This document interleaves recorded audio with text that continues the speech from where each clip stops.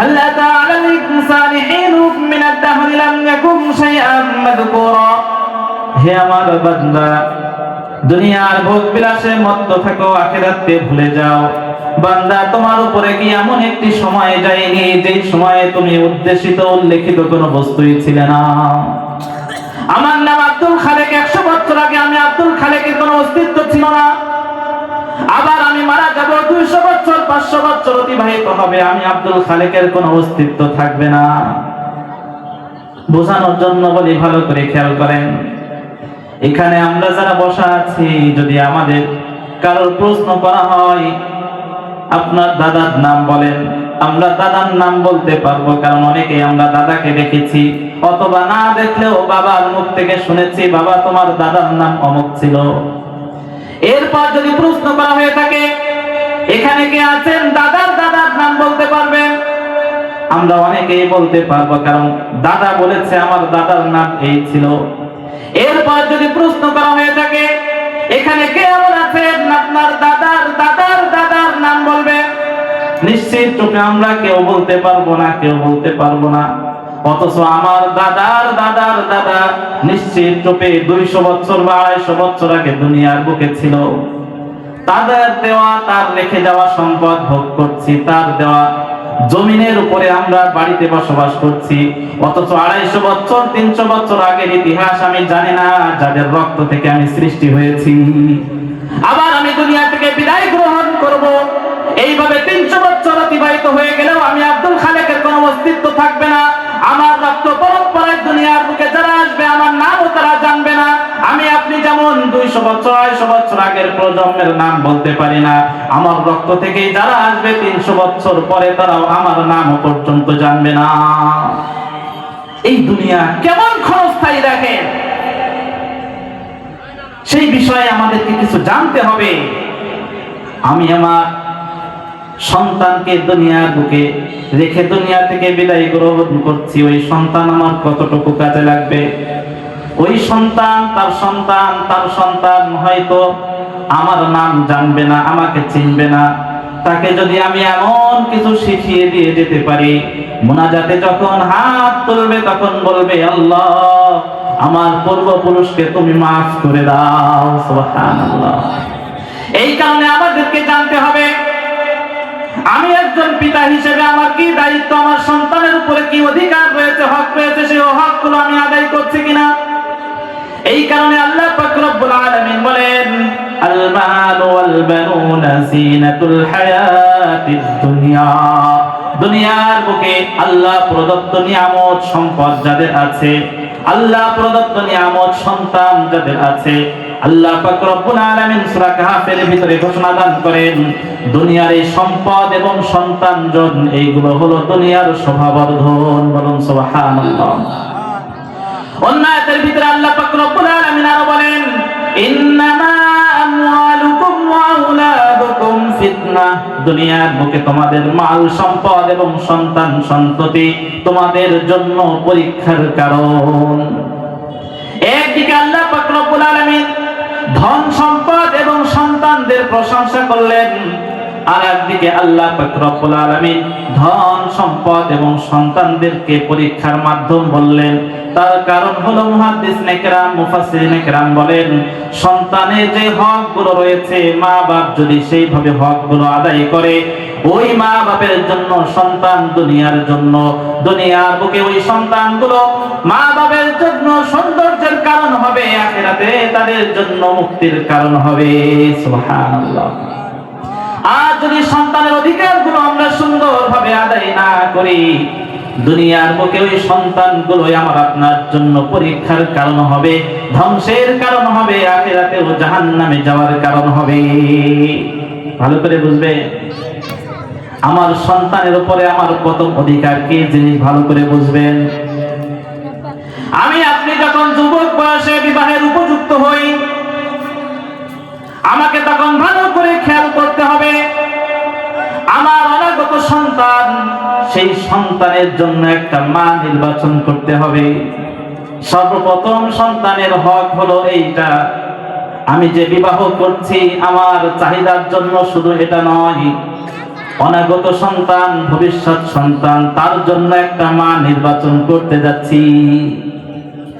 যদি আমার সন্তানের জন্য একটা সুন্দর মা আমি নির্ধারণ করতে পারি, মনোনীত করতে পারি, আমার সন্তানের মা এমন একজন হবে যার আচরণ দেখলে আমার চক্ষু শীতল হয়ে যাবে, এমন চরিত্রওয়ালা একটা মা যদি আমার সন্তানের জন্য নিয়ে আসি, নিশ্চিত রূপে লিখে রাখেন ওই স্ত্রীর গর্ভ থেকে আমার অনাগত যে সন্তানগুলো হবে, ওই সন্তানগুলো অবশ্যই আমার আপনার বাধ্যগত সন্তানে পরিণত হবে। সুবহানাল্লাহ। আর আপনি যদি মনে করি আমি যে মেয়েকে নির্বাচন করব সৌন্দর্যের অধিকারী হতে হবে, চারিত্রিক গুণাবলী না থাকলেও হবে, সমস্যা নাই, দিনদারি না থাকলেও হবে, সমস্যা নাই, হয়তো আমি সুন্দরী একটি রমণী আমার বাড়িতে নিয়ে আসবো, এলাকার সমস্ত মানুষ প্রশংসা করবে আর বলবে অমুকের স্ত্রীটা দেখতে কতই না সুন্দর, এলাকার মহিলারা প্রশংসা করবে আর বলবে অমুকের বউটা দেখতে কতই সুন্দর।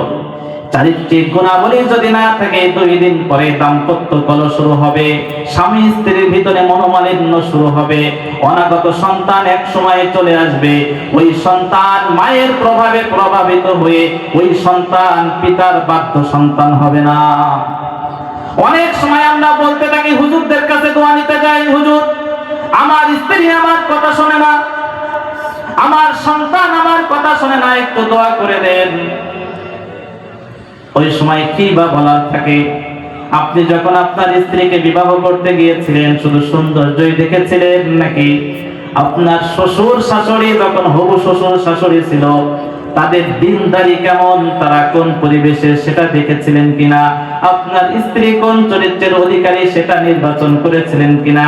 আপনি তো সৌন্দর্যের মোহে পড়ে সুন্দর একটা স্ত্রী নিয়ে এসেছিলেন, চারিত্রিক গুণাবলীতে সে শূন্য ছিল। এই কারণে হাদিসের ভিতরে এসে রাসূল সাল্লাল্লাহু আলাইহি ওয়াসাল্লাম বলেন, তুনকাহুল মারআতু লিআরবাইন লিজামালিহা ওয়া লিহাসবিহা ওয়া লিমালিহা ওয়া লিদীনিহা তারিবাত ইয়ামিনুক। রাসূল সাল্লাল্লাহু আলাইহি ওয়াসাল্লাম বলেন, মহিলাদেরকে 4 গুণ দেখে বিবাহ করা হয়। 1 নম্বর গুণ হলো তার সৌন্দর্য দেখে, 2 নম্বর গুণ হলো তার মাল সম্পদ দেখে, 3 নম্বর গুণ হলো তার বংশমর্যাদা দেখে, 4 নম্বর গুণ হলো তার দিনদারি দেখে। রাসূল হাদিসের শেষে বলেন, ফাজফার বিদাতিদ দ্বীন, প্রথম 3টা না থাকলেও সমস্যা নাই, দিনদারিটাকে প্রাধান্য দিয়ে তুমি সফল হও।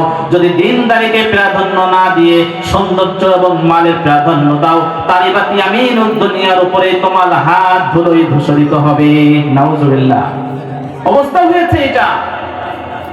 আজকে একটা বিবাহ হয়, 5 মাস থেকে না বিবাহটা বিচ্ছেদ হয়ে যায়, অথচ আগের কালে হিসাব করে দেখেন 30-40 বছর আগে আমাদের বাপ চাচারা কখনো এমন পরিস্থিতির শিকার হয়নি। অথচ দেখেন দিন যত যাচ্ছে, বিবাহ আজ হয়, 1 মাস পরে বিবাহ টেকে না, 2 মাস পরে বিবাহ টেকে না, 1 বছর পর বিবাহ টেকে না। বুঝতে হবে দিনদারিটাকে প্রাধান্য না দিয়ে শুধুমাত্র সৌন্দর্য এবং টাকা পয়সা দেওয়ার প্রাধান্য চলে। যেই কথা বলছিলাম, আমার আপনার সন্তানের জন্য প্রথম হক হলো সন্তানের জন্য সুন্দর একটা মা নির্বাচন করা। এখানে আমরা যারা বসা আছি অনেকেই বিবাহিত, বিবাহ তো করা হয়ে গিয়েছে, বিবাহের উপযুক্ত একটা ছেলে আছে, এই ব্যাপারে ভালো করে খেয়াল করবেন। আমার পোতা সন্তান হবে, তার জন্য একটা বাড়িতে মা নিয়ে আসবো, শুধুমাত্র সুন্দরী একটা পুত্রবধূ নিয়ে আসবো, এটা খেয়াল করলে কিন্তু চলবে না। সৌন্দর্য যদি অনেক আমার পুত্রবধূর থাকে, আমার নাতি সন্তানের জন্য কোনো লাভ নাই। ছোট বাচ্চা তার মা কালো হোক সাদা হোক, সন্তানের জন্য ওটা কোনো কল্যাণকর বিষয় নয়। সন্তানের জন্য কল্যাণকর বিষয় হলো ওটা মা যদি চারিত্রিক গুণের অধিকারী হয়, মা যদি বাবার আনুগত্যশীল হয়, ওই সন্তান সুন্দর সন্তান হবে, ওই সন্তান ভবিষ্যতে ভালো সন্তানে পরিণত হবে। সুবহানাল্লাহ। আজ আমাদের সন্তান কথা শোনে না। আমরা অনেকেই প্রকাশ্যে বলি অথবা প্রকাশ্যে নাই বলি না কেন, স্বামী স্ত্রীর ভিতরে আমার আপনার তর্ক চলে। অনেক সময় এমন হয় স্ত্রী স্বামীর গায়ে হাত তোলে, অনাগত সন্তান, ভবিষ্যৎ সন্তান যখন ভূমিষ্ঠ হয়েও যায়, 1 বছর 1.5 বছর যখন বয়স, সে কথা বলতে পারে না, কিন্তু সে স্বচক্ষে যা দেখে ওটাও তার উপরে প্রভাব বিস্তার করে। মা বাপের গায়ে হাত তুলছে, সন্তান যদি এটা দেখে, এই প্রভাব যদি সন্তানের উপরে পড়া শুরু করে, একটা সময় ওই সন্তান বড় হবে, ওই সন্তান মায়ের গুণে গুণান্বিত হয়ে সেও একটা সময় বড় হয়ে পিতার গায়ে হাত তুলতেও দ্বিধাবোধ করবে না। লিখে রাখেন, যে স্ত্রী স্বামীর গায়ে হাত তুলতে পারে, ওই স্ত্রীর ওরস থেকে এমন সন্তানই হবে যেই সন্তান একটা সময় পিতার গায়ে হাত তুলবে। ভুলটা শুরুতেই করেছি, সুন্দর দেখে একটা বিবাহ করেছি, বউ দেখতে সুন্দর, গায়ে আমার হাত তোলে, ভবিষ্যতে সন্তান আমার গায়ে হাত তুলবে, কারণ ওটা তো স্বামীর গায়ে হাত তোলা ব্যক্তির পেট থেকেই বের হয়েছে। দ্বিতীয় নম্বর অধিকার হলো, সন্তান যখন ভূমিষ্ঠ হবে, সন্তানের কানে আল্লাহ শব্দের ধ্বনি দিতে হবে। শরিয়াতের নিয়ম হলো এটা, ছেলে হোক মেয়ে হোক, ডান কানে আযান, বাম কানে ইকামত দিতে হবে। শুরুতেই যদি ডান কানে বাম কানে এইভাবে আল্লাহর নাম ঢুকিয়ে দেওয়া যায়, ছোট বাচ্চা সে তো কিছুই বোঝে না, দুনিয়ার বুকে প্রথম শব্দ আল্লাহ যখন তার অন্তরের ভিতরে, তার কানের ভিতরে ঢুকবে, কিয়ামত পর্যন্ত ওই আল্লাহ শব্দের প্রভাব তার বাকি থাকবে। সুবহানাল্লাহ।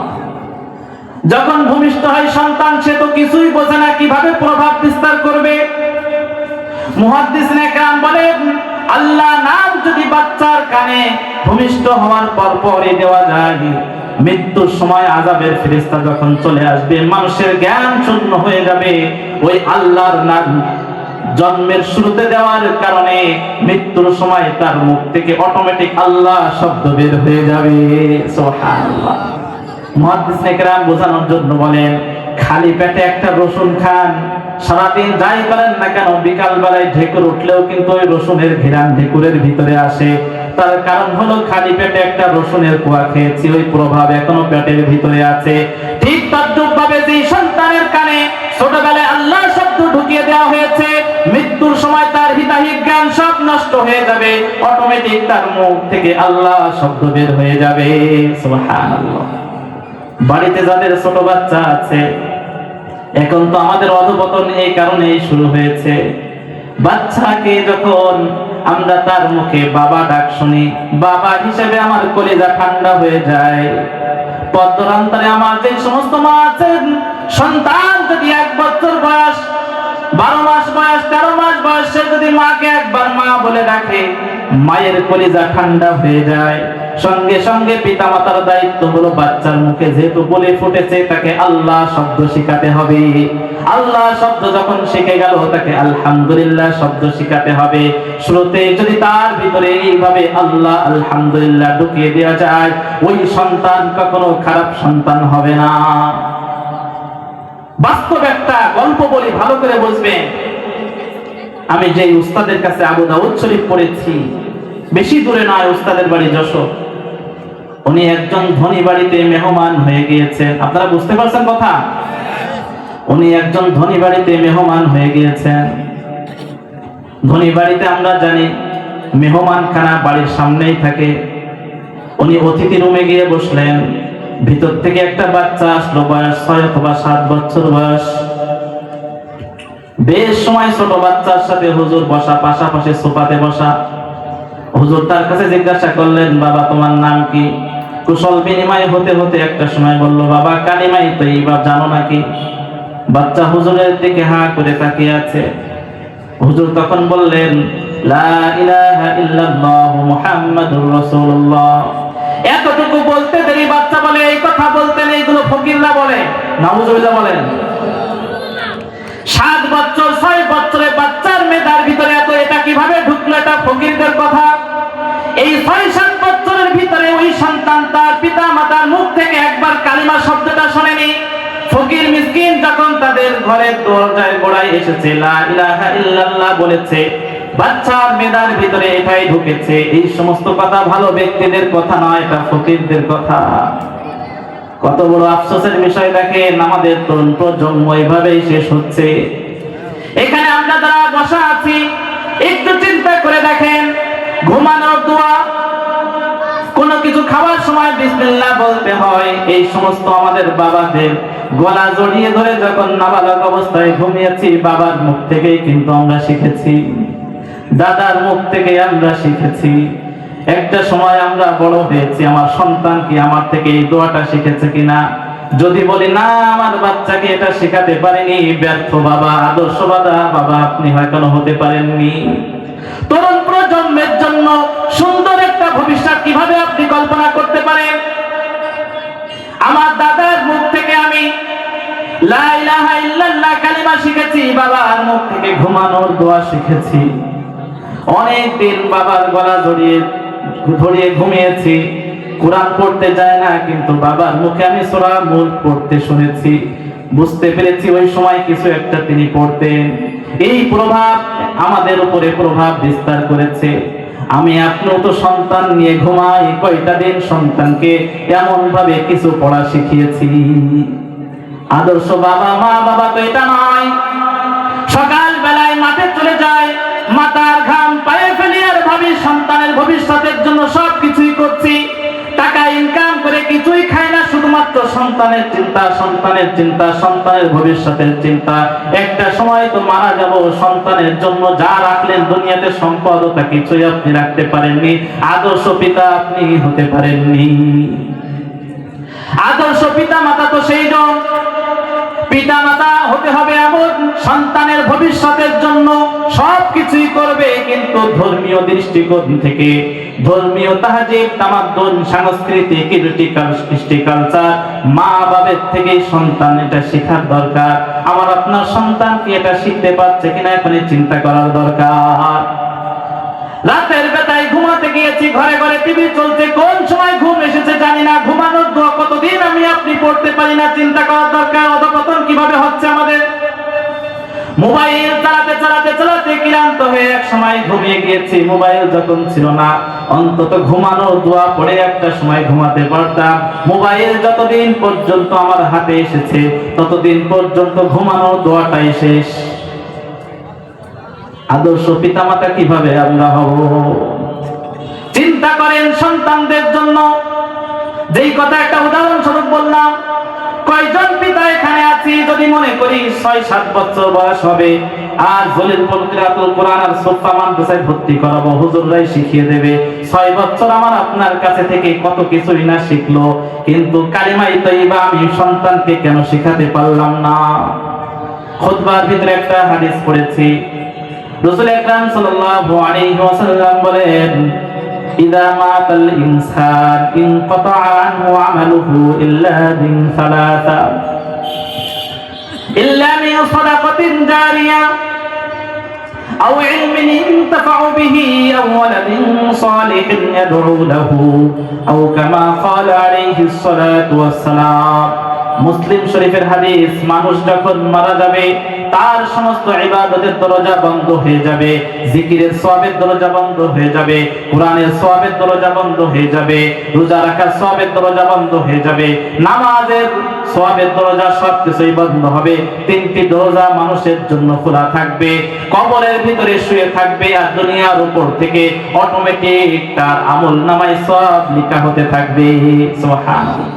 আও ইলমিন ইনতাফাউ বিহি, এমন ইলম দুনিয়ার উপরে রেখে যান যে ইলমের চর্চা কিয়ামত পর্যন্ত চলে। এখানে আমরা যারা বসা আছি সামনে, আমরা তো আলেম না, তাহলে কি ইলম শিখিয়ে যাব? ঘুমানোর দোয়াটা পারি, সন্তানকে শিখিয়ে যায়। অন্তত ঘুমানোর দোয়াটা যেহেতু আমি পারি, এই ঘুমানোর দোয়াটার দায়িত্ব আমি নেব। এটা কোনো উস্তাদকে, মাদ্রাসার উস্তাদকে দেব না, তার কারণ আমি তো আলেম না। অন্তত এতটুকু শিখিয়ে যাব, আমার সন্তান সারা জীবন ভর এই দোয়া পড়বে, আমি কবরের ভিতরে থাকবো আর আমার আমল নামায় ঘুমানোর দোয়া লেখা হবে। সুবহানাল্লাহ। আমার সন্তান তার সন্তানকে শিখাবে। এইভাবে কিয়ামত পর্যন্ত আমার এই ঘুমানোর দোয়াটা দুনিয়ার উপরে চালু থাকবে। আমি দুনিয়াতে থাকবো না আর আমার আমল নামায় প্রতি রাতে ঘুমানোর দোয়ার সওয়াব আমার আমল নামায় লেখা হবে। সুবহানাল্লাহ। অন্য হাদিসের ভিতরে ব্যাখ্যা এসেছে, মুহাদ্দিসিনে কেরাম বলেন, কেউ যখন ঘুমানোর দোয়া পড়ে ঘুমায়, সারা রাত যদি মানুষ জিকির আজকার করলে যেই পরিমাণ সওয়াব লেখা হতো, সারা রাত তার আমলনামায় ওই পরিমাণ সওয়াব লেখা হবে। সুবহানাল্লাহ। কবরের ভিতরে চলে যাব, কিয়ামতের ময়দানে উঠব। আমি দুনিয়াতে বেঁচেছিলাম 60 বছর, আর আমার মারা যাওয়ার পরে দুনিয়া 1000 বছর ছিল। আমি আমলনামা দেখে অবাক হয়ে যাব, দুনিয়াতে আমি তো 1000 বছর হায়াত পাইনি। 1000 বছর প্রতি রাতে ঘুমানোর দোয়ার সওয়াব আমার আমলনামায় কিভাবে লেখা হলো? আল্লাহ রাব্বুল আলামিন বলবেন, তুমি দুনিয়াতে ছিলে না, তোমার অমুক ইলম তোমার সন্তানকে শিখিয়েছিলে, সেই সন্তান তোমার আরেক সন্তানকে শিখিয়েছিল, ওই দোয়াটা তার সন্তানকে শিখিয়েছিল। তুমি মারা যাওয়ার পর দুনিয়ায় 1000 বছর টিকেছিল, তোমার আমলনামায় অটোমেটিক 1000 বছরের সওয়াব লিখে দেওয়া হয়েছে। সুবহানাল্লাহ। শিখাবো তো সন্তানদের। আমি আপনি এমন সন্তান দুনিয়াতে রেখে যাচ্ছি, এমন সন্তান রেখে আমি মারা যাচ্ছি, আমার সন্তান আমার জন্য কি দোয়া করবে সেটাও সে জানে না। কি হতভাগা পিতা আমি, এমন কিছু কি আমি সন্তানকে শেখাতে পারিনি? আমি তো আদর্শবান পিতা এখনো হতে পারিনি। যদি আমার সন্তান, আমি এই গোরস্থানের ভিতরে শুয়ে থাকবো, বছরের পর বছর হাজার হাজার বার রাস্তা দিয়ে যাবে, আমার সন্তান আমার কথাও চিন্তাও করবে না, আমার কবর জিয়ারত করবে না, কবরস্থানে দাঁড়িয়ে পিতার জন্য কি দোয়া করতে হয় সেটাও যদি সে না জানে, আমি আদর্শবান পিতামাতা দুনিয়ার বুকে কিভাবে হলাম? সকাল থেকে সন্ধ্যা পর্যন্ত কি পরিমাণ মাথার ঘাম পায়ে ফেলে পরিশ্রম করে একমাত্র সন্তানের জন্য। আমার রেখে যাওয়া সম্পদ আমার সন্তান ভোগ করবে, আর এর বিনিময়ে আমার সন্তান আমার জন্য দোয়াই করতে পারবে না। তাহলে এমন নিমক হারাম সন্তানের জন্য দুনিয়ায় বেঁচে থেকেই বালা কি? অপরাধ তো আমাদের, সন্তানকে শেখাতে হবে। যেই কথা বলছিলাম, সন্তানের জন্য অনেকগুলো হক রয়েছে। ৪র্থ নম্বর হক হলো সন্তানের জন্য সুন্দর একটা নাম রাখা। আমি আপনি এখানেও ফেল মেরেছি। আগেকার সময়ে সন্তান ভূমিষ্ঠ হলে মানুষ ইমাম সাহেবের কাছে গিয়ে বলতো, হুজুর আমার একটা ছেলে সন্তান হয়েছে, সুন্দর একটা নাম রেখে দেন। ইমাম সাহেব নবীদের নামের সাথে একটি নাম, সাহাবায়ে কেরামের নামের সাথে একটি নাম মিলিয়ে রেখে দিতেন, আল্লাহ তাআলা গুণবাচকের নামের সাথে নাম মিলিয়ে দিতেন। এখন আমরা হুজুরদের কাছে যাই না, তার কারণ হলো হুজুর এমন একটা নাম বলবে যেই নামটা আমার এলাকার একটা মুরব্বির আছে, না অমন নাম রাখা যাবে না। আফসোস। একটু হিসাব করে দেখেন, এখানে মুরব্বী আমরা যারা আছে আমাদের নাম কতটা সুন্দর, আর আমাদের যে সমস্ত সন্তানগুলো 10 বছরের নিচে আছে এলাকায় সবার নামগুলো একটু জরিপ করে দেখবেন কেমন নাম, যেই নামের কোনো অর্থ হয় না, সাহাবায়ে কেরামের নামের সাথে মেলে না, নবীদের নামের সাথে মেলে না, আল্লাহ তাআলার গুণবাচক নামের সাথে মেলে না। তাহলে আমি একজন আদর্শ পিতা হিসেবে সন্তানের সুন্দর নাম কিভাবে রাখলাম? মুহাদ্দিসে কেরাম একটা সুন্দর একটা লতিফা হাদিসের কিতাবের ভিতরে নিয়ে এসেছে। একজন সাহাবী রাসূল সাল্লাল্লাহু আলাইহি ওয়াসাল্লামের কাছে এসে বললেন, ইয়া রাসূলুল্লাহ, আমার সন্তানের বয়স 12 বছর, কখনো সুস্থ হয় না, সব সময় অসুস্থ থাকে। রাসূল সাল্লাল্লাহু আলাইহি ওয়াসাল্লাম এক পর্যায়ে ওই ব্যক্তির কাছে প্রশ্ন করলেন, তোমার সন্তানের নাম কি? সাহাবী উত্তর করলো, ইয়া রাসূলুল্লাহ, আমার সন্তানের নাম হলো সাকিম। আরবিতে সাকিম শব্দের অর্থ হলো অসুস্থ। রাসূল সাল্লাল্লাহু আলাইহি ওয়াসাল্লাম বলেন, তোমার সন্তান অসুস্থ থাকে এই কারণে দুনিয়ার বুকে সমস্ত মানুষ তাকে অসুস্থ অসুস্থ বলতেই থাকে, তাহলে ওই বাচ্চা সুস্থ হবে কিভাবে? সুন্দর একটা নাম লিখে দাও।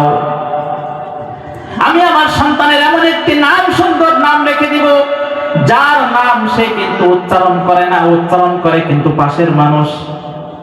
নিজের নাম শুধু স্বাক্ষর করতে লাগে। আমার নাম যে ইকরাম, এটা আমার কখনো বলা লাগে না, আমার প্রতিবেশীরাই আমাকে ইকরাম বলে ডাকে।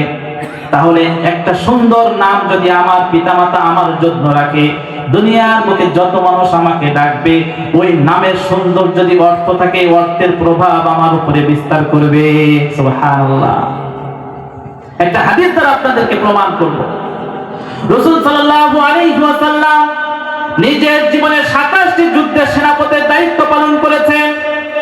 অধিকাংশ যুদ্ধে রাসূল সাল্লাল্লাহু আলাইহি ওয়াসাল্লাম কাফের মুশরিকদের বিরুদ্ধে বিজয় লাভ করেছেন।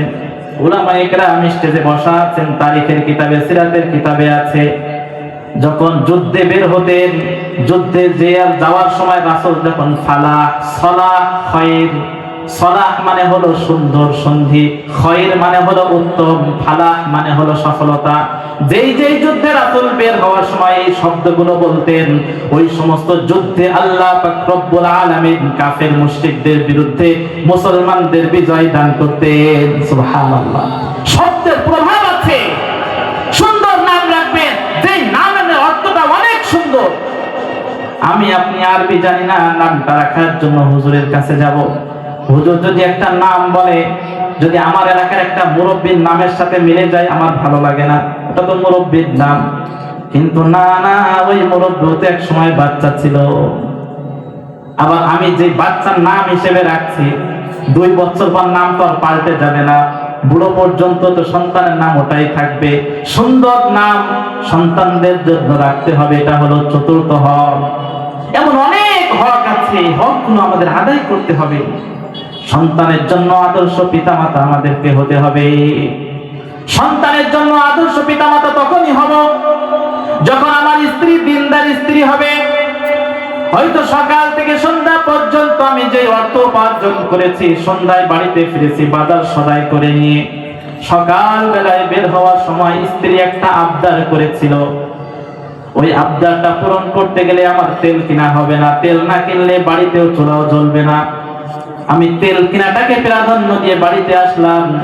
স্ত্রী ব্যাগের ভিতর থেকে সব বের করে যখন তার আবদার করা জিনিসটা পেল না, বাজারের ব্যাগটা নিয়ে যদি আমার মুখের উপরে ছুঁড়ে ফেলে দেয়।